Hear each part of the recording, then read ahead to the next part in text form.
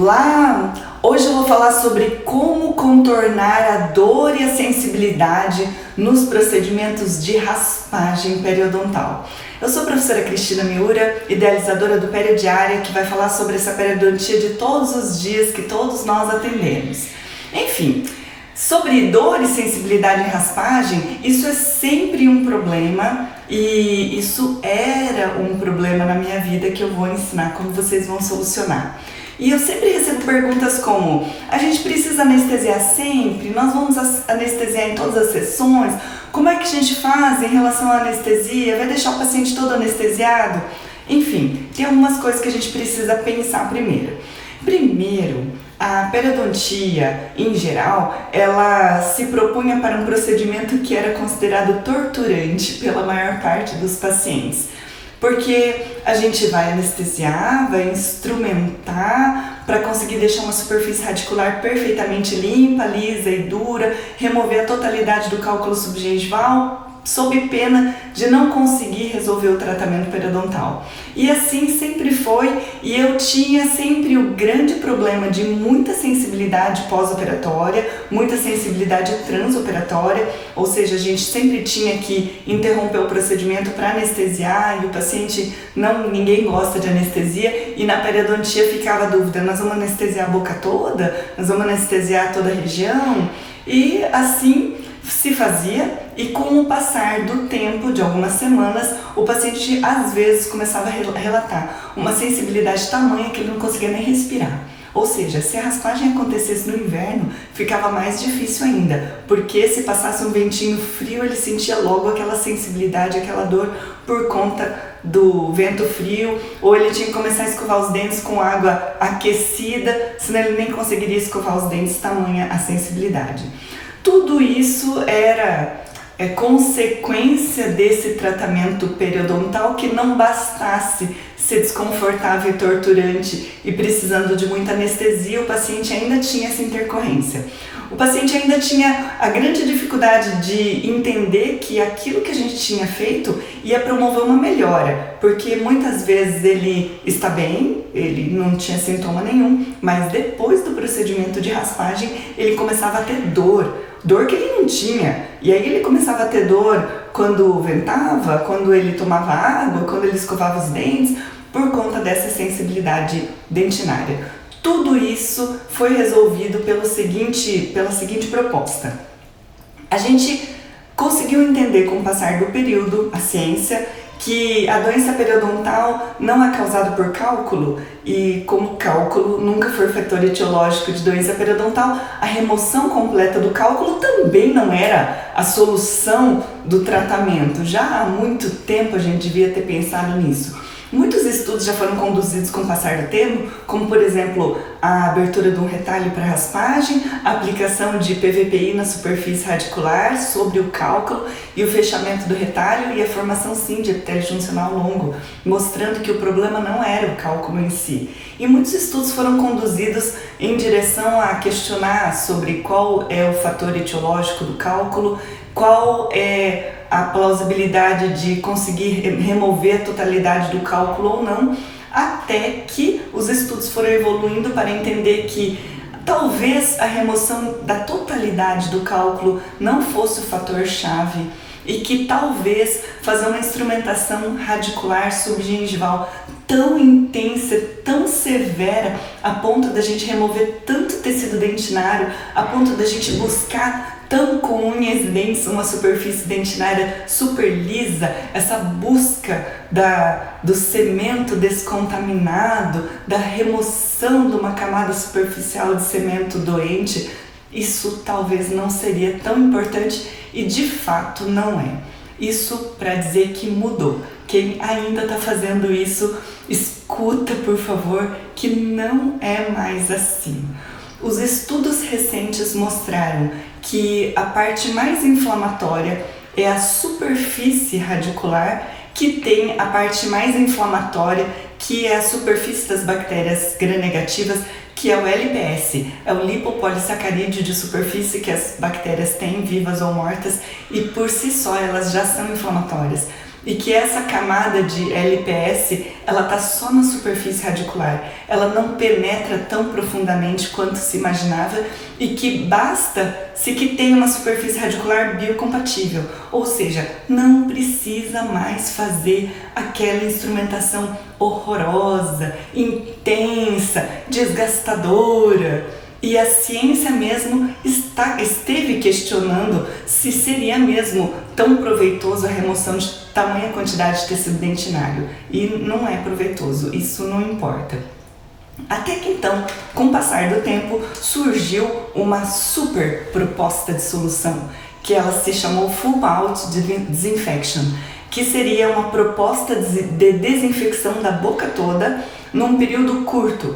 Por quê? No paradigma anterior da gente fazer uma raspagem ou por quadrante ou por sextante, ora, se vai ser por quadrante ou se vai ser por sextante, depende da profundidade de bolsa, da quantidade, da severidade da doença periodontal. Então, se vai ser por quadrante ou se vai ser por sextante, depende do caso. Mas se fazia isso por sessão e em cada sessão se separava uma pequena região para que a gente pudesse fazer a instrumentação subgengival mais perfeita do mundo naquela região, seja um quadrante ou sextante. Os convênios acabam até orientando que se coloque um segmento, um pedacinho da boca, um sextante ou um quadrante, mas um segmento para o tratamento subgengival de uma doença periodontal naquela região. E assim a gente procedia com o tratamento, mas começou a se questionar se já que então a doença periodontal ela tem como fator etiológico a carga bacteriana, será que a gente não tem sucesso no tratamento periodontal se a gente instrumenta um sextante, mas o outro não tá, né? Então, um a gente descontamina, mas o outro está contaminado. E haveria então a migração dessas bactérias do lugar contaminado para o lugar descontaminado. Então, a gente limpa de um lugar e o outro lugar suja um primeiro lugar. Por isso, se sugeriu que no Full Mouth Disinfection a gente vai fazer uma desinfecção da boca toda dentro de um período de mais ou menos 24 horas. E que a gente pode sugerir que o paciente venha num dia e venha em outro dia em sessões longas e nesses 2 dias, dentro de um período de 24 horas, a gente faça a instrumentação da boca toda. Para que então, de uma vez por todas, a gente diminua tudo de bactéria, de cálculo subgengival, sem esse risco dessas bactérias migrarem de um lugar para outro. O Full Mouth Disinfection originalmente ele também foi acompanhado de clorexidina como bochecha, como irrigador subgengival, como gargarejo, entendendo que outros lugares vão abrigar as bactérias, como por exemplo as tonsilas palatinas, a superfície lingual, e em muitos lugares haveria, então a gente ia desinfetar tudo, mais o uso de terapia antimicrobiana sistêmica na maior parte das vezes.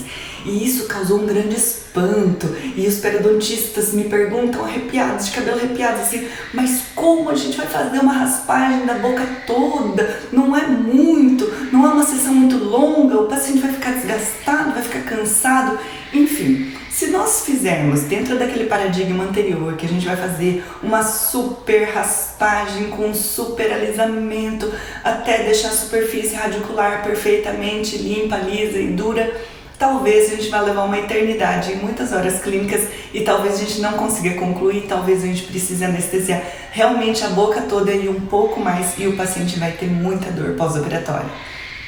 Mas considerando que a luz atual da ciência, a gente não precise de tamanha remoção de tecido mineralizado e que a gente precise deixar uma superfície radicular biocompatível, a gente não precise fazer tamanha remoção de tecido mineralizado.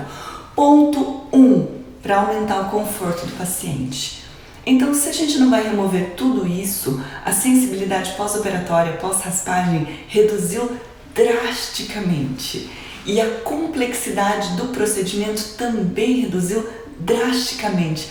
Tanto que hoje eu entendo que com conhecimento científico, qualquer pessoa que não precise de um treinamento ultra especial vai precisar de conhecimento científico, mas não vai precisar fazer um curso de instrumentação e afiação, porque instrumentação subgengival realmente era um ponto muito complexo. E a afiação é o ponto muito complexo número 2. E a gente acaba gastando muito tempo fazendo afiação, fazendo instrumentação, afiação, instrumentação, e assim vão-se longas horas clínicas. Assim a gente conseguir um procedimento mais confortável, mais rápido, mais prático e que os estudos longitudinais, enfim, mostraram que full mount não é tão superior em relação à raspagem por quadrantes ou sextantes. E que se vai fazer full mount disinfection, se vai fazer por quadrante ou sextante, isso vai dar habilidade do profissional, da escolha ou da escolha do paciente e que essa escolha vai ser absolutamente empírica. E então é aqui eu vou dizer que eu torço para o time do full mount por uma questão muito prática, que a gente precisa fazer procedimentos que consumam pouco tempo clínico, afinal, tempo, dinheiro e o tempo clínico é o nosso recurso mais escasso. Nesse menor tempo clínico, a gente vai conseguir atender outros pacientes ou simplesmente ir embora e descansar. A gente vai conseguir um procedimento que vai custar menos para o paciente, um procedimento que vai trazer resultado e tudo isso, de quebra, vai diminuir a sensibilidade pós-operatória. O full mount disinfection vai poder ser feito com instrumentação ultrassônica e somente ou para inspeção ou para remoção daquele cálculo subgengival mais difícil, a gente pode usar instrumentação manual. Ou seja, nós não precisamos mais fazer instrumentação manual em toda a boca. Agora, quem quiser fazer, pode fazer, não tem problema nenhum. Até porque algumas pessoas dizem que elas são mais hábeis na instrumentação manual do que pela instrumentação ultrassônica. Não tem problema. Ainda que a instrumentação ultrassônica ela consiga ser mais ágil, e tem uma outra dica que eu quero colocar aqui para vocês.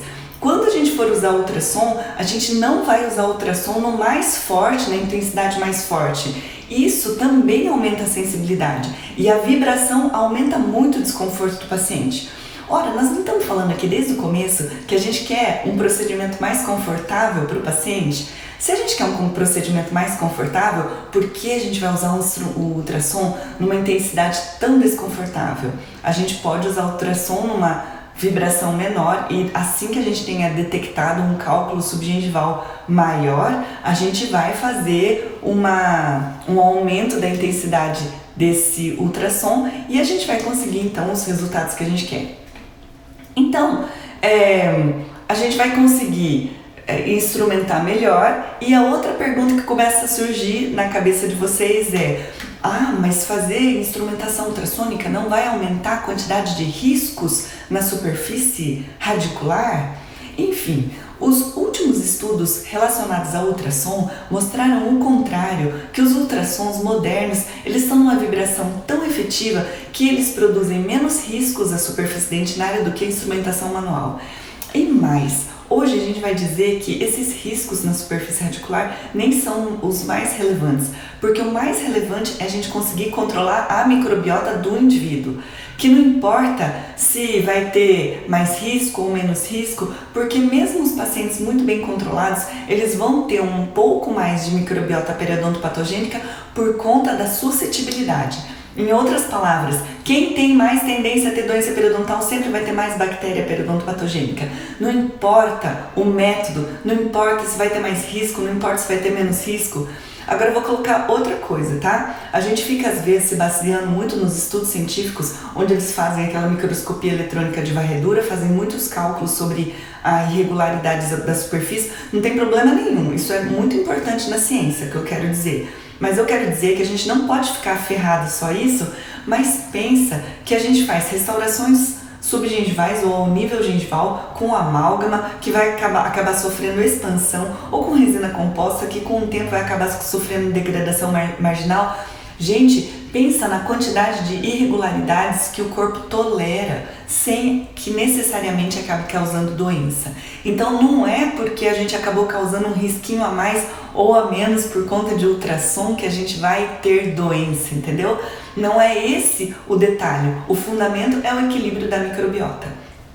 Tem também uma outra discussão, é sobre os riscos que o bicarbonato de sódio vai causar sobre a superfície radicular. Risca? Sim, risca sim. Quando se olha no microscópio eletrônico de varredura, o bicarbonato de sódio vai fazer riscos ou aumento da rugosidade superficial em esmalte desmineralizado ou em superfície radicular ou em superfície de resina composta, conforme o fabricante. Então vai ter risco, mas um outro estudo também fazendo a comparação com instrumentação ultrassônica e polimento com taça de borracha e escova de Hobson, mostrou que isso é irrelevante, porque clinicamente nós vamos conseguir o controle da gengivite com ambos os métodos. Então, vai provocar risco? Vai, tanto o ultrassom quanto o jato de bicarbonato, mas não é isso que é relevante.